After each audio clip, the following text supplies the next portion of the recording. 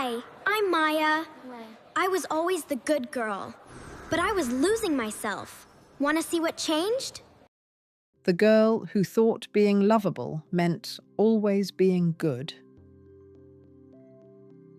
On a green, humid island called Bali, where the scent of jasmine flowers mingled with the ocean breeze, and palm trees cast long shadows on the ground, people always seemed to be smiling. At a school with orange walls and slanted wooden roofs, children ran and laughed in their red and white uniforms. And among all those smiles, there was a girl named Maya. Maya believed that if she always smiled, if she always said okay, if she always helped even when she was tired, then everyone would love her. She had learned that being good meant not disagreeing. Being good meant not upsetting others. Being good meant stepping aside. And Maya was very good. Very. In her class group, whenever they had to create an art project, everyone turned to Maya. You have nicer handwriting. You write. You're more patient. You cut the cardboard. You're kind. You won't mind. Maya smiled. Sometimes her small stomach tightened, but she quickly told herself, be good, it doesn't matter. One day after school, she was supposed to practice a traditional Balinese dance, but she had done so much of the group project that she had no time left to rehearse. When the dance teacher said, Maya, you're not prepared today, something inside her sank. That night, listening to the tropical rain, she sat on the wooden veranda of her house and for the first time thought, if I say no just once, will they still love me? For several weeks, Maya had been seeing the school's child counselor, not because she had a big problem, but because sometimes her heart felt too crowded. Her counselor, Mrs. Ryu, was a calm woman with a soft voice, and her office always smelled of sandalwood. One day, Maya said, if I say no, I won't be good anymore. Mrs. Ryu did not smile. She looked at her, seriously. What does being good mean? She asked. Maya paused. Mrs. Ryu brought out a small exercise. She placed 2 smooth stones on the table. The first stone is kindness, she said. The second stone is respect for yourself. If you drop one, you lose balance. Then she gently placed Maya's hand on her stomach. When your stomach tightens, she explained, it means one of the stones has fallen. That session, they practiced only a few things, taking deep breaths, saying short sentences, and most importantly, pausing before answering. But Maya did not change the very next day. A few days later, her friends said again, Maya, you do the cover design too.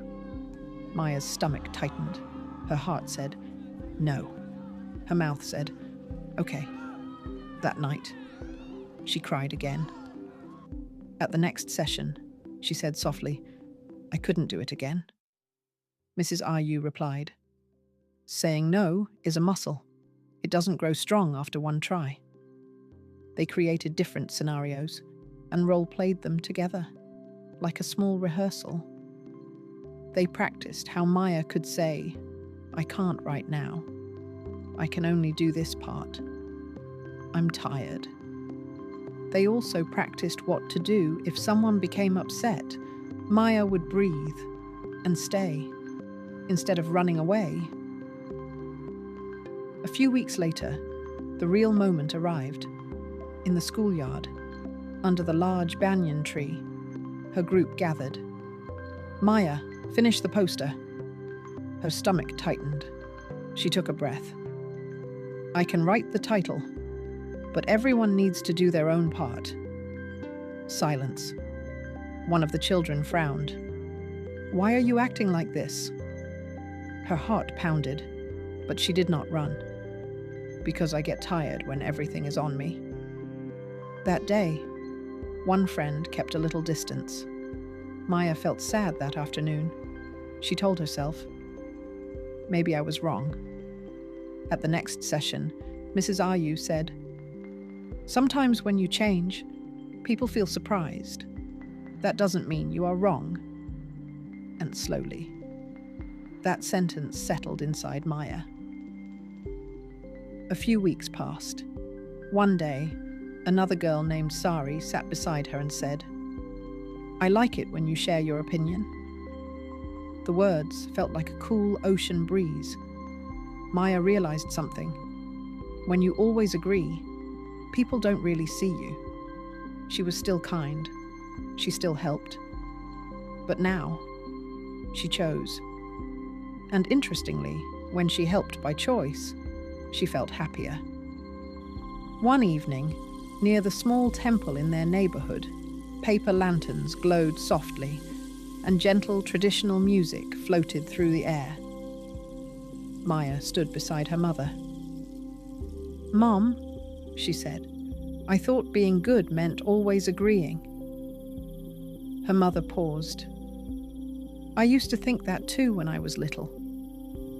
That night, Maya understood that even adults are still learning. She was no longer the girl who was always good. She was a girl who was kind and who also made space for herself. And on an island where everyone smiled, there was now a new kind of smile, a smile that came from balance, not from fear. When being good comes from fear, it becomes exhausting. When it comes from choice, it becomes beautiful. Being lovable means being yourself, not hiding who you are. And sometimes, the strongest form of kindness is a gentle no spoken with respect.